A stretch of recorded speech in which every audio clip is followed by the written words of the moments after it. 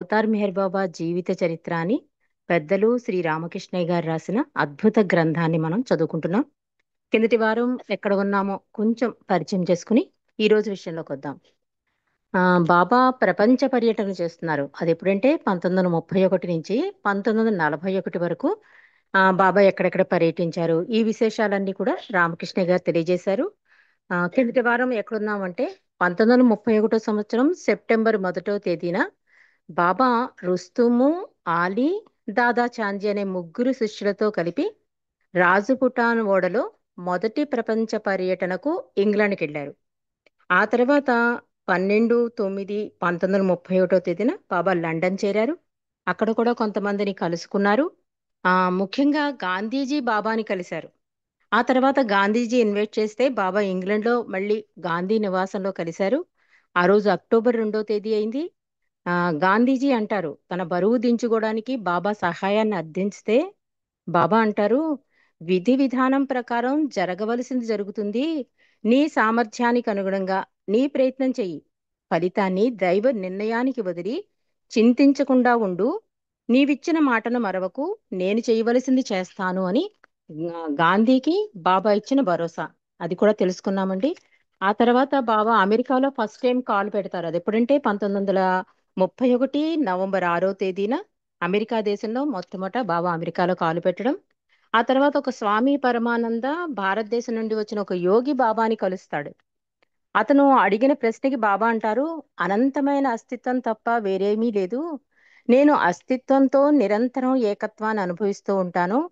ఎప్పుడూ అనంత ఆనందానుభూతితో ఉంటాను అని బాబా సమాధానం ఇవ్వడం. అక్కడి వరకు కిందటి వారం మనం తెలుసుకున్నామండి.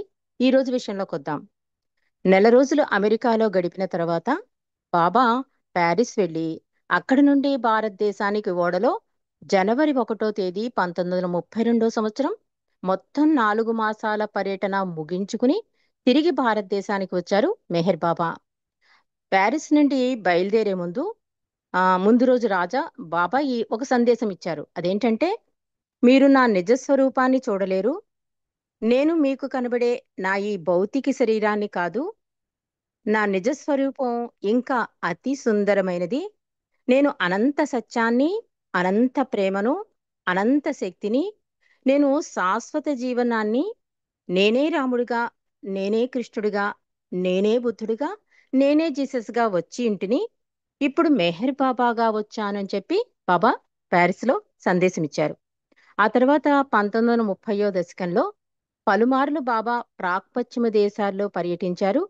మొదటి పర్యటనలో బాబా దర్శనం చేసుకున్న ప్రేమికులే గాక పలువురు కొత్తగా బాబా దర్శనం చేసుకుని ఆయన ప్రేమను పొందారు. అంటే ఇది చాలా క్లుప్తంగా బాబా యొక్క ప్రపంచ పర్యటన గురించి రాశారు కనుక ఇది క్లుప్తంగా తెలియపరచబడిన బాబా యొక్క జీవిత చరిత్ర అండి. అందువలన బాబా ఎక్కడెక్కడ తిరిగారు ఇవన్నీ కూడా చాలా సింపుల్ గా, అంటే మనకి ఇంకొంచెం తెలుసుకుంటే బాగుండును అనే విధంగా రామకృష్ణయ్య గారు రాశారు. ఇక్కడ ఎంత అద్భుతంగా అంటే, బాబాని ఫస్ట్ టైం దర్శనం చేసుకున్న వాళ్ళు మళ్ళీ బాబా ఆ ప్లేస్కి వెళితే కొత్త వాళ్ళు కూడా బాబా దర్శనం చేసుకున్నారు, బాబా ప్రేమికులు అయ్యారు అనే ఒక అద్భుత విషయాన్ని ఇక్కడ రామకృష్ణయ్య గారు తెలియజేశారు. అంటే కొత్తగా బాబా దర్శనం చేసుకుని ఆయన ప్రేమను పొందారు అని రాస్తూ, ఆయన ప్రేమ ప్రవాహంలో మునిగి పరవశించిన హృదయాల ప్రేమానుభూతులు వర్ణించనలవి కానివి అని చెప్తున్నారు. ఎందరో పత్రికా విలేకరులు బాబాతో సమావేశమయ్యారు. ఎన్నో ప్రశ్నలు అడిగారు. వార్తాపత్రికలలో ప్రచురించారు. బాబా ఫోటోలతో మూవీలు తీశారు, అంటే సినిమాలు అవి తీశారు.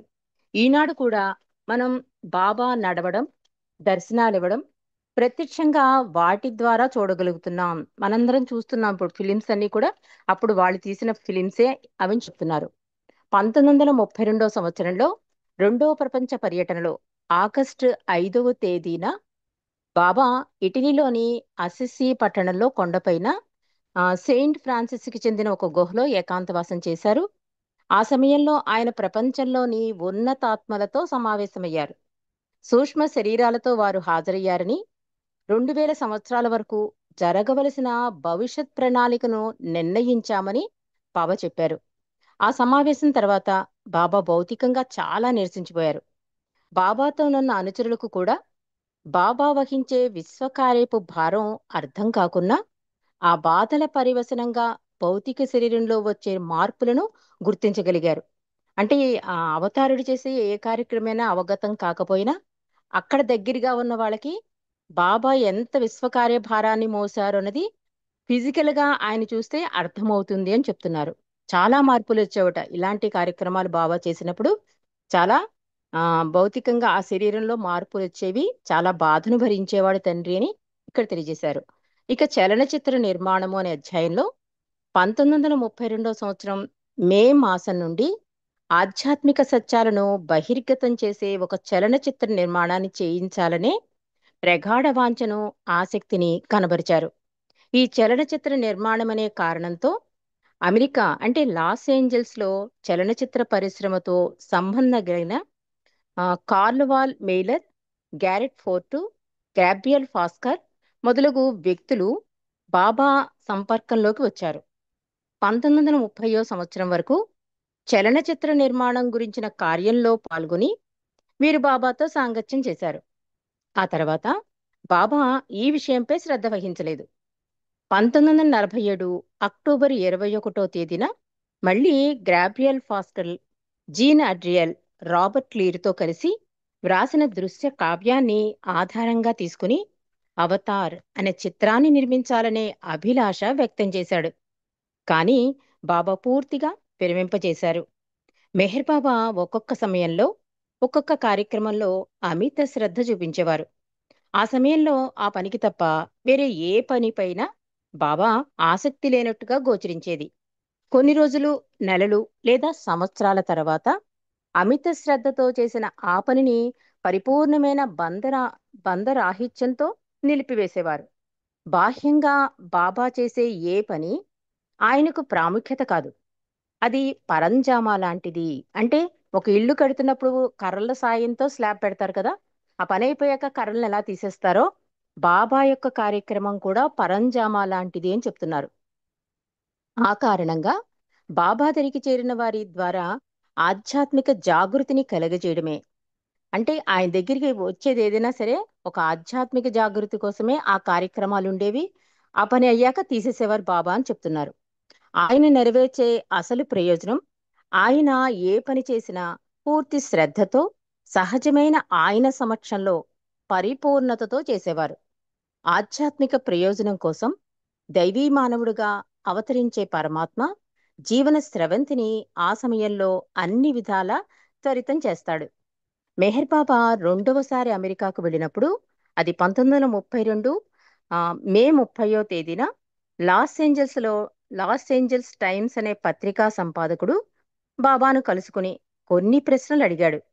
ఆ సందర్భంగా మీరు అమెరికాలో ఏం చేయదలుచుకున్నారు అని అడిగాడు ఆ విలేకరి. బాబాని అడిగాడు. బాబా అన్నారు, యావత్ మానవాళిని ప్రభావితం చేసే మేలుకొలుపు అన్నారు. అది నేటి ప్రపంచంలో చోటు చేసుకున్న నిర్లిప్తతను, అసంతృప్తిని లేకుండా చేస్తుంది అని బాబా సమాధానమిచ్చారు. మరుసటి రోజు హాలీవుడ్ నిక్కర్ బాకర్ అనే హోటల్లో బాబా కోసం స్వాగత సమావేశం ఏర్పాటు చేయబడింది. 1000 మంది ప్రముఖులు ఆ ప్రేమ సహవాసంలో పాల్గొన్నారు. వచ్చిన వారందరూ బాబాకు పరిచయం చేయబడ్డారు. బాబాతో కరచాలనం చేసి అవకాశం పొందారు. బాబా ప్రకాశవంతమైన మందహాసంతో, దివ్య సుందరమైన వీక్షణంతో అందరి దృష్టిని, హృదయాలను తన వైపుకు ఆకర్షించుకున్నారు. అందరూ మంత్రముగ్ధులై, ప్రేమోన్మత్తులై బాబా సమక్షంలో నుండి ఆ హాలు విడిచి వెళ్ళడానికి ఇష్టపడలేదు. పలికిన మాటలు ఆ హాలులో ప్రతిధ్వనించి ఆశ్చర్యం కలిగించాయి. ఆ మాటలు ఇలా ఉన్నాయి. అంటే అంత అద్భుత దివ్యమంగళ స్వరూపాన్ని చూసి అందులో బాబా అందరికీ కరచాలనం చేయడం అంటే ఎవరి మటుకు వాళ్ళు తన్మయులైపోయారు ఆ దివ్యమంగళ స్వరూపాన్ని చూసి. అందుకని హాల్ నుంచి బయటికి వెళ్ళడానికి ఎవరికీ ఇష్టపడలేదు. పైగా వాళ్ళు కొన్ని మాటలు అన్నారు, అవి ఇలా ఉన్నాయి అని చెప్తున్నారు. ఒక్కొక్కళ్ళు ఒక్కొక్క రకంగా బాబాని సంబోధించారు. క్రీస్తు జీవించి ఉన్నట్లయితే ఆయన ఇలాగే ఉండేవారు అన్నారు కొందరు. ఆయన వదనంలో ప్రకాశించే ఆ దివ్య తేజస్సు ఏంటి అంటే అంత తేజస్వంతంగా బాబా వెలిగిపోతున్నాడు కనుక అది కూడా అన్నారు. ఆయన ఈ ప్రపంచానికి చెందినవారు కాదు అని కూడా అన్నారు. ఆయన జీవించి ఉన్న క్రీస్తు అన్నారు కొందరు. ఆయన దివ్య ప్రభావం, ఆకర్షణ అమోఘమైనది. ఎందుకంటే భగవంతుడు అంటే ఆ పాశ్చాత్య దేశాల్లో అంత నమ్మకం ఉండదు. అందులో మానవ రూపధారి అయి ఉంటాడు భగవంతుడు అంటే అసలు నమ్మరు. కానీ బాబా యొక్క దివ్యమంగళ స్వరూపం చూశాక వాళ్ళంతా ఆకర్షితులై వాళ్ళన్న మాటల్ని ఇక్కడ రాశారు. ఇంకో కొంతమంది అంటున్నారు, నాకు ఆయనని ఎప్పుడు చూస్తూ ఉండిపోవాలనిపించింది అన్నారు. ఆయన సౌందర్యాన్ని చూసి నా కన్నులు మిరుముట్లు గొలుపుతున్నాయి అన్నారు. నేనిక్కడి నుండి వెళ్ళలేను. నా జీవితంలో ప్రప్రథమంగా దివ్యత్వాన్ని చూశాను అన్నారు కొందరు. విద్యుత్ ప్రవహించినట్లు ఎంత ప్రభావితంగా ఉంది ఆయన స్పర్శ. నాలో విద్యుత్ఘాతం కలిగినట్లు తోచింది. భగవంతుడా, నేను నిశ్చేష్టుడయ్యాను అన్నారు కొందరు. ఇలా ఎందరో ఎందరో ఆయన స్పర్శతో చలించి ముగ్ధులై ఆనందానుభూతి పొంది భౌతిక ప్రపంచాన్ని మరిచిపోయారు. బాబా మొదటి పాశ్చాత్య దేశ పర్యటనలో లండన్ నగరంలో దర్శనమిచ్చారు. బాబా దర్శన కార్యక్రమం వార్తాపత్రికలలో ప్రకటించబడింది. బాబా తాను మెస్సయ్యా అని అంటున్నారని రాశారు. ఆ రోజు దర్శనానికి చాలా మంది వచ్చారు. ఆలస్యంగా వచ్చిన ఒక యువకుడు కుర్చీలు ఖాళీ లేక నిలబడి ఉన్నాడు. బాబా తానే స్వయంగా ఆ యువకుడిని దగ్గరకు రమ్మని పిలిచారు. బాబా ఒక జాలరి ప్రేమ వల విసిరి తనకు కావలసిన వారిని దరికి చేర్చుకుంటారు. ఆ యువకుడు ముందు ముందు బాబా సన్నిహిత మండలిలో నొకడు కాగలడని సర్వజ్ఞుడైన బాబాకి తెలుసు. జాలరికి తెలుస్తుంది ఏ చేప వలలో పడుతుందో. అలా బాబా ఆ యువకుడైన అతన్ని ఒక జాలరిలా తన ప్రేమ వలలో లాక్కున్నారు. ముందు ముందు అతడు ఎంత అద్భుతమైన సన్నిహిత మండలవుతాడో సర్వజ్ఞుడైన బాబాకే తెలుసు అంటున్నారు. కాని ఆ యువకుడికి ఏమి తెలుసు? బాబా అనుసరించే రీతి కడు విచిత్రం కదా. ఆ యువకుడితో బాబా సంభాషణ ఇలా జరిగింది. ఆ యువకుడు అడుగుతున్నాడు బాబాని, ఏమిటి, మీరు భగవంతుడా అడిగాడు ఆ యువకుడు. బాబా అన్నారు, అవును అన్నారు. అయితే నా భవిష్యత్తు గురించి మీరేమైనా చెప్పగలరా అడిగాడు ఆ యువకుడు.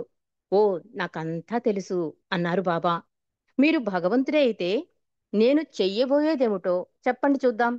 మీరు చెప్పినట్లే అంతా జరిగితే మీరు భగవంతుడు అని నమ్ముతాను అన్నాడు ఆ యువకుడు. బాబా అన్నారు, నీ పేరు విలియం డాంకిన్.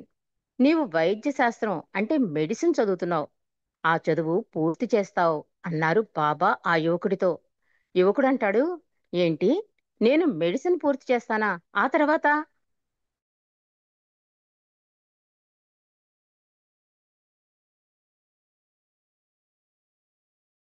అంటే అంతా తెలిసినట్టు బాబా చెప్తుంటే ఆ యువకుడు కూడా ఆశ్చర్యపోతున్నాడు. పేరు చెప్పారు, డాక్టర్ అవుతావు అంటున్నారు, పైగా మెడిసిన్ పూర్తి చేస్తావు అంటున్నారు. అందుకని ఇంకొంచెం ప్రశ్నలు అడుగుతున్నాడు అతను. ఆ తర్వాత ఏం జరుగుతుంది అడిగాడు అతను. బాబా అన్నారు, అది పూర్తయిన తర్వాత నీకు గవర్నమెంట్ ఉద్యోగం దొరుకుతుంది అన్నారు బాబా. ఆ యువకుడు ఆ తర్వాత ఏం చేస్తాను అడిగాడు చాలా నిర్లిప్తంగా. అంటే ఇదంతా జరగదు అనుకుంటున్నాడు అతను. బాబా మాత్రం చాలా ఖచ్చితంగా చెప్తున్నారు, ఆ ఉద్యోగంలోనే ఇండియాకు వస్తావు, మళ్ళీ నన్ను చూస్తావు అన్నారు బాబా. ఆ యువకుడు విలియం డాంకిన్ బీదవాడు.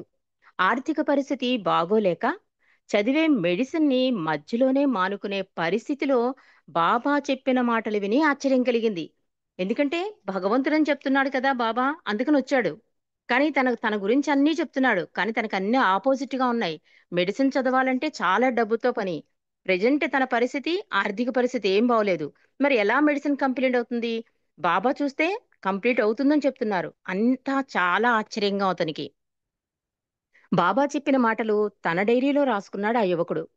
కొద్ది రోజుల తర్వాత వార్తాపత్రికలో వచ్చిన వ్యక్తిగత ప్రకటన ప్రకారం ఒక ఊరికి వెళ్లి విచారించగా ఆయన సుదూర బంధువైన ఒక వృద్ధ వనిత చనిపోతూ తన ఆస్తికి డాన్కిన్ని వారసుడిగా వ్రాసిపోయింది. అందుకే సర్వజ్ఞుడు అంటారు బాబాని. బాబాకంతా తెలుసు కనుక ముందే చెప్పాడు. కానీ అతనికి నమ్మకం లేదు. కానీ అలాగే జరిగింది చూడండి. చదవడు అనుకున్న మెడిసిన్ ఈ ఆస్తి కలిసి రావడంతో అతను డాక్టర్ చదవడానికి అనుకూలమైంది. అనుకోకుండా అదృష్టం కలిసి వచ్చి ఆస్తి చేజిక్కడంతో చదువు పూర్తి చేశాడు డాంకిన్. హౌస్ సర్జన్గా ఎంత ప్రయత్నించినా లండన్లో మాత్రం అవకాశం దొరకలేదు.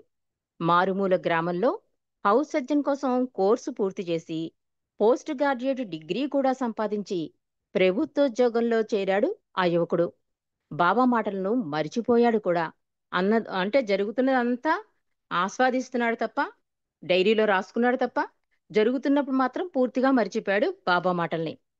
ఇంతలో రెండో ప్రపంచ యుద్ధం వచ్చింది. ఆయనను మిలిటరీ డాక్టర్గా తీసుకుని ఆస్ట్రేలియాకి బదిలీ చేశారు. స్టీమర్లో బయలుదేరాడు. స్టీమర్ మధ్యధరా సముద్రం దాటి సూయజ్ కెనాల్లో ప్రయాణిస్తోంది. అంటే ఓడ ప్రయాణాలు ఎక్కువ ఉండేవి కనుక అతను ఆస్ట్రేలియా బదిలీ అవడంతో అక్కడ ఓడ ఎక్కాడు. మధ్యదారిలో అతనికి గుర్తుకొచ్చింది బాబా మాటలు. ఒక సాయంత్రం ఓడ డెక్కుపైన తిరుగుతున్న డాంకిన్ మదిలో ఒక ఆలోచన తళుక్కుమంది. వెంటనే వెళ్లి తన డైరీలో రాసుకుంది చదువుకున్నాడు. బాబా చెప్పిన మాటలన్నీ యథార్థమైనాయి. కానీ బాబా ఇండియాకు వస్తాను అన్నాడు.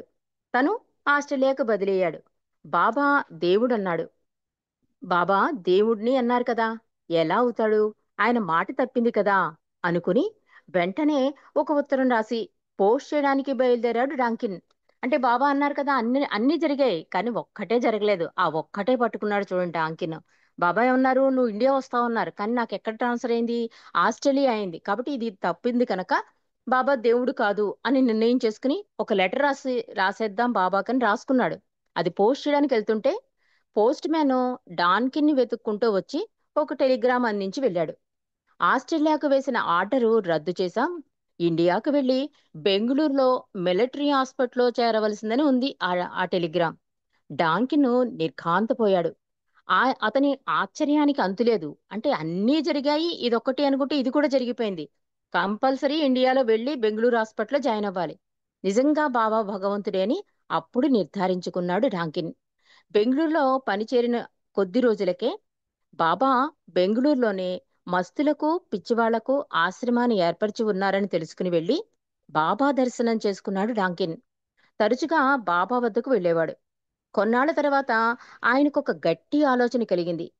దేవుడైన బాబాను వదిలిపెట్టి ఎంత సంపాదించి ఏమి చేసుకోవాలి, ఏమిటి ప్రయోజనం అని అనుకుని బాబా సేవలోనే, బాబా సమక్షంలోనే జీవితం గడపాలని నిర్ణయించుకున్నాడు డాంకిన్. బాబాకు తెలియజేశాడు. నీవు ఉండలేవు, చాలా కష్టాలు పడవలసి వస్తుంది అన్నారు బాబా. కాని డాంకిన్ తన ఆలోచన వదలలేదు. లేదు బాబా, నేను నీ దగ్గరే ఉంటాను అన్నాడు. అయితే నీ ఆస్తి అంతా నీ తల్లిదండ్రులకి ఇచ్చేసి కేవలం కేవలం కట్టుకున్న బట్టలతో శిష్యుడిగా నా ఆశ్రమంలో ప్రవేశించు అన్నారు బాబా. డాంకిన్ అలాగే చేశాడు. ఆస్తి అంతా త్యజించి జీవితంలో పెద్ద డాక్టర్గా సంక్రమించిన భోగాలను సుఖాలను అన్నిటినీ వదులుకుని బాబా ఆశ్రమంలో ఒక మామూలు మనిషిగా చేరాడు డాంకిన్. ఏ సౌకర్యం లేని జీవితం గడిపాడు. ఒకరోజు బాబా డాంకిని పిలిచి కలకత్తాకు వెళ్లి అక్కడ ఒక ఆసుపత్రి పెట్టమని ఆదేశించారు. బాబా ఆదేశాన్ని శిరసావహించి ఎవరూ పరిచయం లేని కొత్త నగరానికి చేతిలో డబ్బు లేకున్నా ఒక డాక్టర్ని ఆశ్రయించి ఆయన భవనంలోనే ఆసుపత్రి ప్రారంభించాడు. కొద్ది రోజుల్లోనే ఆయన ప్రాక్టీసు దినదినాభివృద్ధి చెందింది. మళ్ళీ డబ్బు పేరు సమకూరే డాంకిన్కి.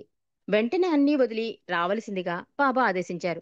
అంటే బాబాకి పూర్తి విధేయత ఎలా చూపించాలి అనేది డాంకిన్ స్టోరీ మనకి తెలియజేస్తుందండి. ఒక భగవంతుడికి మనం ప్రామిస్ చేశాము అంటే, ఆయనతోనే జీవితం అనుకున్నామంటే, ఆయన ఏదంటే సిట్ అంటే సిట్, స్టాండ్ అంటే స్టాండ్. మరి ఎంత గొప్ప డాక్టరు, ఎంత డబ్బు పలుకుబడి అన్నీ ఉన్నాయన సామాన్య మానవుడిలా వచ్చి బాబా దగ్గర చేరడం.